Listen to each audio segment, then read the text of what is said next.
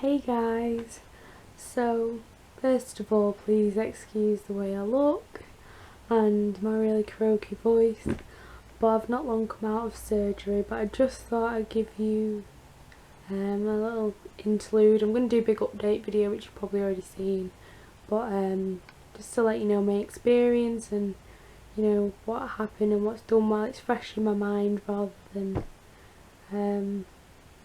and when I can actually sit to film the video I'll probably have forgotten things, so I just thought I'd tell you what I can.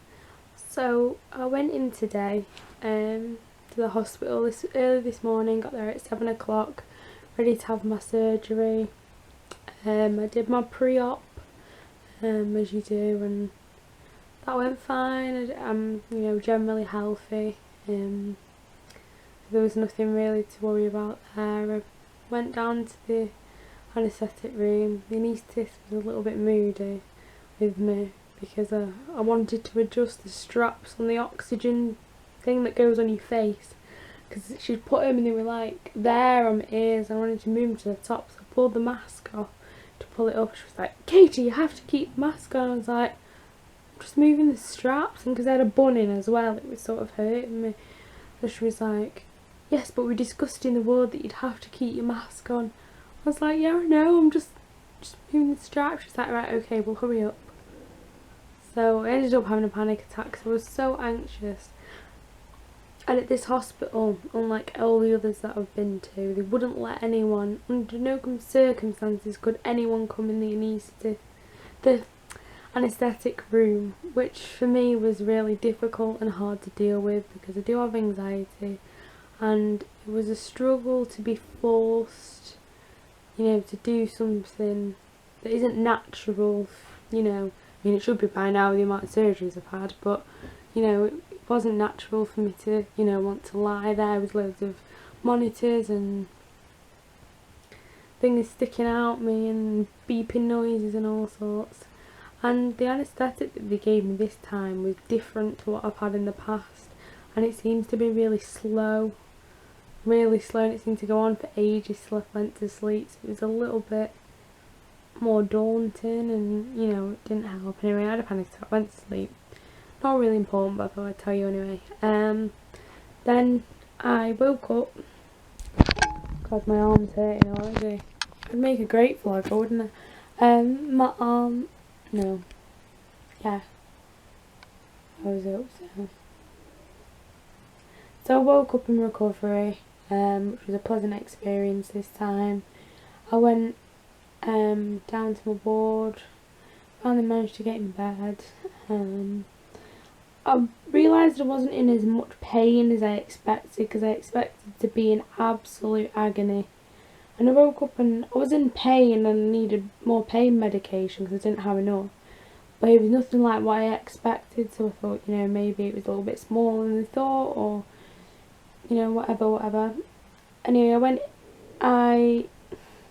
somebody came by, I think it was a doctor, who had been in the surgery, not doing the surgery, or maybe liaising with the surgeon, I'm not too sure, and he just came in and said, "Good news, it's not actually that big, and you didn't have a sinus." To which I said, "So where's it gone?" He's like, "Oh, you just didn't have one." And obviously when I had the surgery a few days prior to this, I got told I'm having it because I've got a sinus, so I was just like, right, okay, cool. That's good news, because I thought I was going to be left with a really long, thick scar sort of in the midline of my buttocks. That was, with it being Christmas time, I didn't think it was going to heal. I thought it was going to be, a real pain in terms of Christmas and being able to enjoy myself, and I love Christmas, it's my favourite time of year, so I was kind of disappointed, oh my god, how am I going to do my Christmas shopping? I'm going away for Christmas to a cottage, so I thought, oh my god, how am I going to get there, in so much pain, and I was pleased in that respect, because it is what's the date today?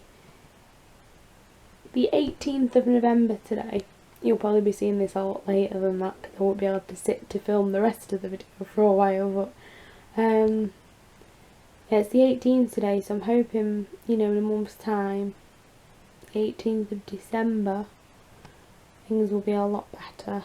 So I'm just keeping my fingers crossed.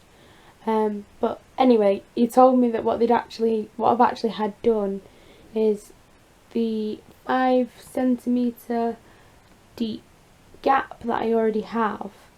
They just went through that cut, because obviously it's still open, because that was only a few days ago. That was about 5 days ago, so maybe on the 13th of November I had that done.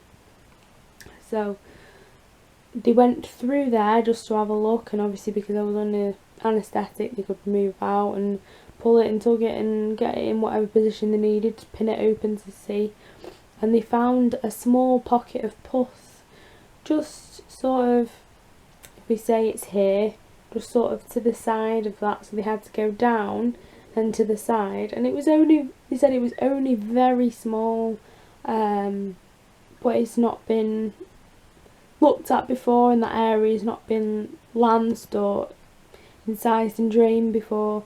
So they've actually just scooped that area out, and that could be the cause of the abscess. And I could have had that one there the whole time, and then one on the top, which could have been causing me all this pain.